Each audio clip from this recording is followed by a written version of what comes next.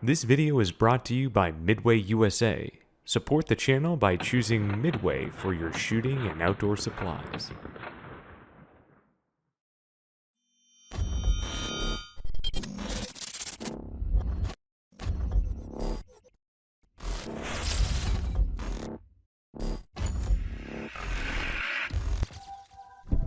So, Henry, most of the time, like 99% of the time, my guns are more practical than yours. I don't know about that. Yeah, they are.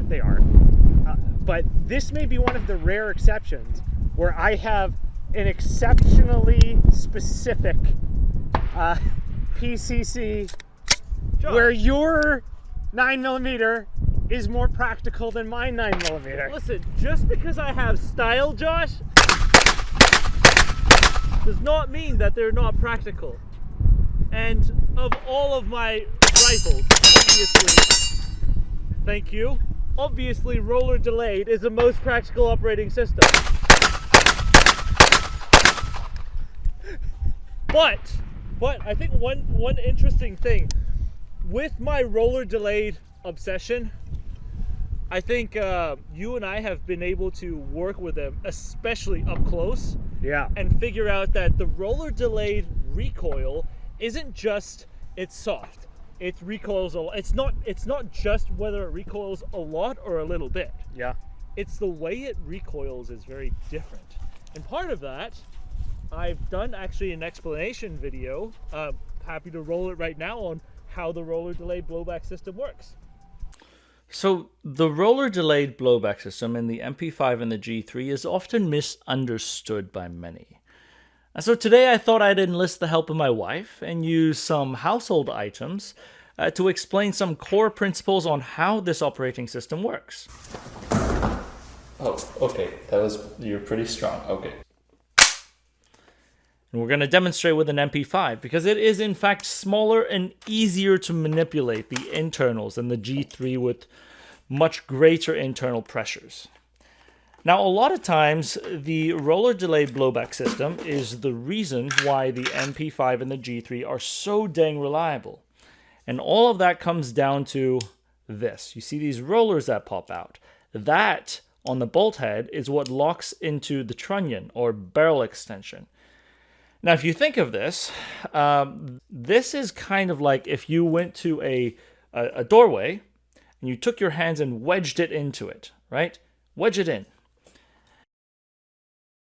And if momentum came from the front, as demonstrated right here as my wife runs and pushes me. Okay, go ahead.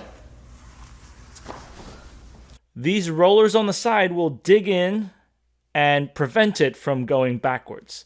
Now, when the rollers start to retract, and then I'm going to loosen my fingers a little bit like this. God. Of course, the bolt can go backwards. Once again, as demonstrated here. Okay. Now, the second concept I want to talk about is a transfer of momentum. This is best illustrated with pool balls. Like, let's say if you're going to play pool and you take the cue ball and you break the rack, you see massive transfer of momentum into all of those balls. If we isolate that with just 3 balls, the cue ball hitting the original target ball and transferring momentum to the pool ball behind it. You see, that is a linear path that the momentum is transferred. However, if you put 2 balls behind it, you see the balls actually get knocked out at an angle. Now, follow me here.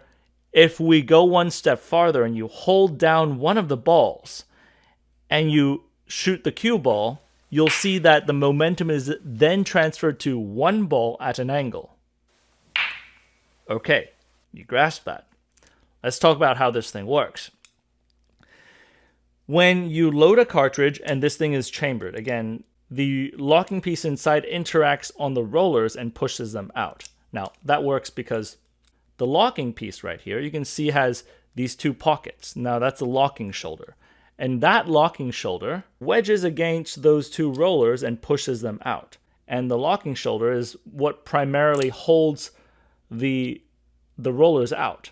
Now, once you fire cartridge, right? That momentum comes backwards and is enacted on the bolt head. But of course, the bolt head, you have the rollers held into the trunnion. Okay. And so if you imagine our pool ball situation to where one side is held down and then all of your momentum is transferred inwards towards the locking piece. And when the locking piece starts to go backwards, your rollers retract. And once that retracts, the entire system extracts the cartridge, and it works like that.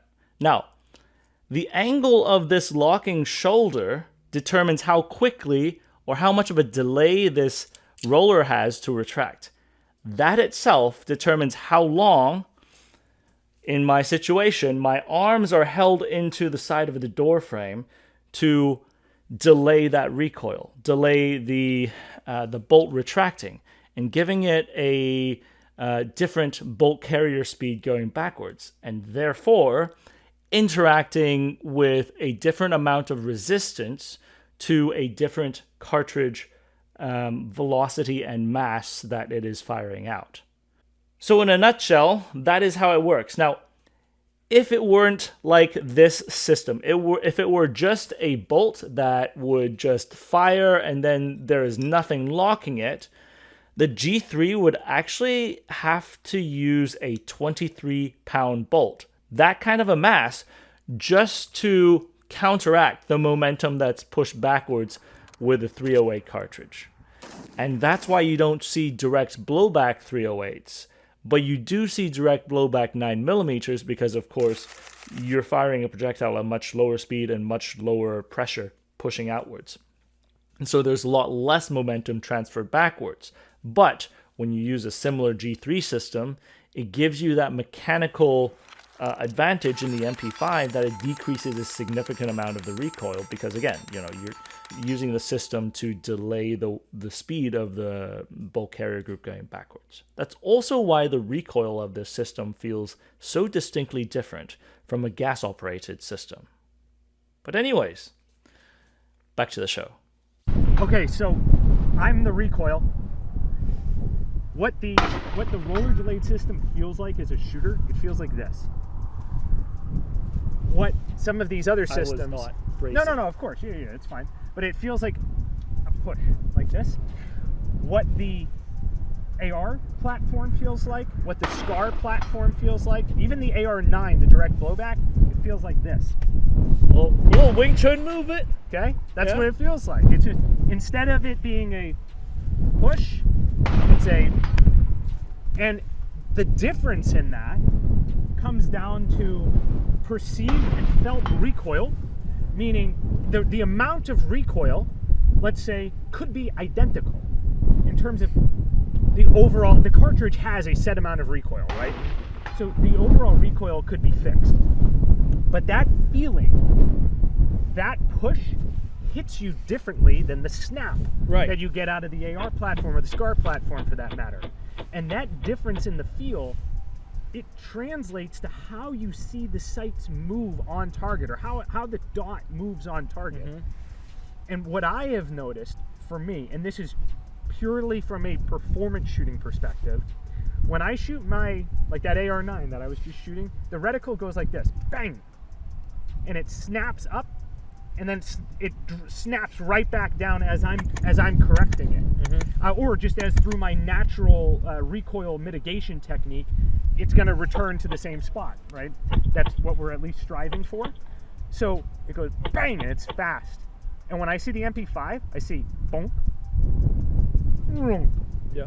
And you can literally see it moving with as the guns recoil. I can see the sight go. Ooh. Now, on full auto, it's actually very easy to control. When you're just boom, boom, boom, you're just bouncing it back down. And you can just see it. You just see it go boom, boom, boom, boom, boom, boom. That's different in my experience. That's different than when I'm trying to, let's say, control an AR on full auto, where I am relying on fundamentals of recoil control to really just pin that thing into place. Right. and I can still see that the dot's moving, but it's like, Yeah. you know, as it's moving around. It's not bonk, bonk, bonk, bonk, bonk, which on any of those roller delay platforms, that's what we see. We see this obvious, definite movement, which is, again, akin to bonk, bonk, bonk, bonk, bonk, right? It's I wasn't doing that correctly. But it's akin how to this I would type of be movement. I would kind of be like working with it. Right, and that's a great point, and it ultimately gets back to, and let's do a little bit more shooting here, but ultimately what that does is it gets us back to this talking point, which is we've learned that the MP5 is one thing because the MP5 is so soft, but when you look at the AK4D, when you shoot this thing, you have to work with the recoil in the rifle. You have to, like, it's almost like you're pulsing with it as opposed to trying to drive it back into a position. So after we did the video, actually, I ended up talking to a couple of Portuguese guys who were using not the AK4D but the enhanced GC. And the Portuguese guys, they were telling me too, yeah, you can't fight the recoil, just let it work and it'll be back on target afterwards. So if I were to do that, probably don't want magnification on this thing.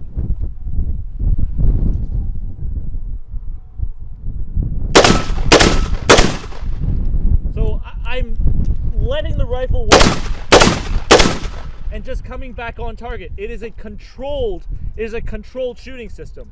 Whereas Josh, I mean, and it doesn't hit you particularly hard. Right. I would argue this impulse hits harder than that. Yep. And that too, I mean, I know people say, oh, this has a break. Like, yeah, but that impulse actually feels softer than this system. It's a soft shooting rifle, but there's a lot of movement. So, and again, to Henry's point, like, conversely, I'm still, like, at this distance of, like, let's say 25 here, I'm still sort of, like, not fighting super hard. Right. And I'm sort of letting my body, like, absorb the recoil and work. But if I go to the paper here really fast, as a contrasting example,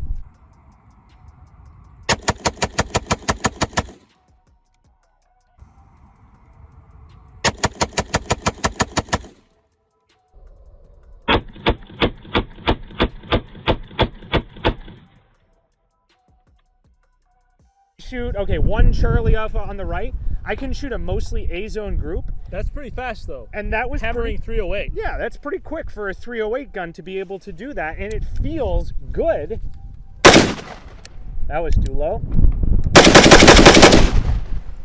And it feels good, and it's controllable, even though it's happening fast. The recoil, I can see what the sight's doing, but it's not going like this. Right. It's going bam, bam, bam on every shot. So if I were to try to drill this as fast as possible, let me go right? paste the C's. Are you gonna paste it first? Just let me paste the Charlies. Okay.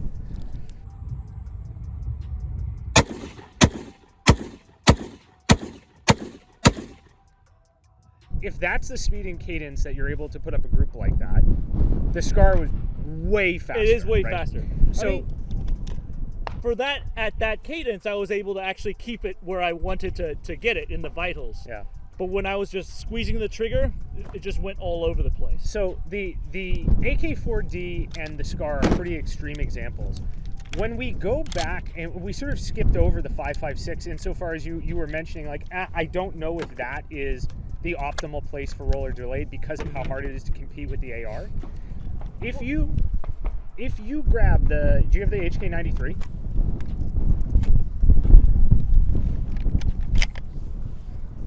And I've got URGI here. Okay, red dot and red dot, huh? Yeah, I mean, look, these aren't exactly from the same era or configuration, but the point will remain the same. It'll actually... No, hold on. The height of the red dot, Oh my god. surprisingly similar.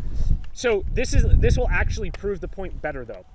So this gun will actually recoil pretty snappy because it's suppressed, so it has increased back pressure. Okay. So it's actually like a pretty snappy gun. It's also short barrel, so it's not crazy, and don't you take doing that. the 25s first? Yeah, I'm going to. Yeah. Go ahead. And don't take that out of context. It doesn't mean that the gun isn't controllable, right?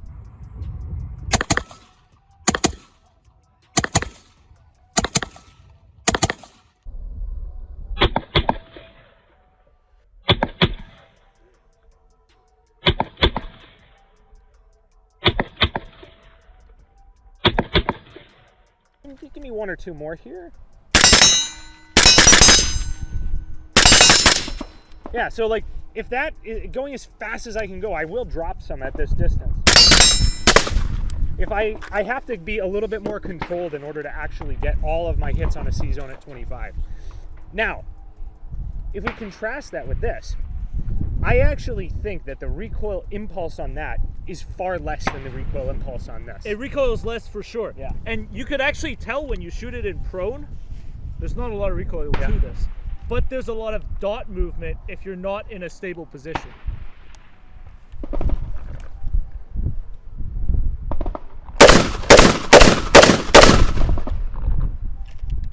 I dropped one. Yeah. It's all right. I mean, I was pushing myself on speed to see what I could do with the 25.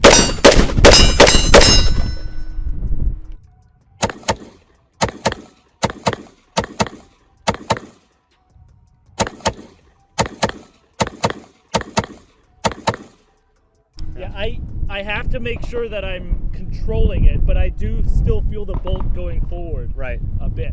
But the recoil sensation is very, very, very mild. Yeah. It's like a poorly headspaced MP5. Yeah. And it's very mild. I'd like to see what you could do with it. Let me see how this contrasts. Is it out? Out. All right, gang, that right there was an explanation of the recoil impulse associated with the roller delayed system. And we hope you enjoyed hanging out for this episode, even in the ridiculous Texas wind. Until next time, we'll see you on the range. 716, this is Steel 96, 4 Vic, 8 packs, red con 1, green to green. How copy, over? Steel 96, this is 716, roger, over. 16, Steel 91, 1 pack, green, green, over. This is 716, roger, over. 16, Steel 92, 1 Victor, 2 packs, red con 1, over.